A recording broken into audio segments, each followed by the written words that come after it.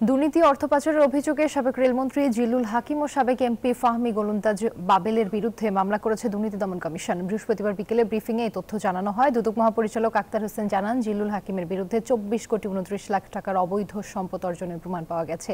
19টি bank হিসাবে রয়েছে 279 কোটি টাকার সন্দেহজনক লেনদেন। এছাড়া স্বামীর ক্ষমতার অপব্যবহার করে সম্পদ অর্জনের অভিযোগে মামলা হয়েছে তার স্ত্রী ও সন্তানের বিরুদ্ধেও। অন্যদিকে দুর্নীতির মাধ্যমে 20 কোটি টাকার সম্পদ অর্জনের অভিযোগে মামলা হয়েছে ফাহমি গোলন্দাজ ও তার স্ত্রী শারমিন গোলন্দাজের বিরুদ্ধে।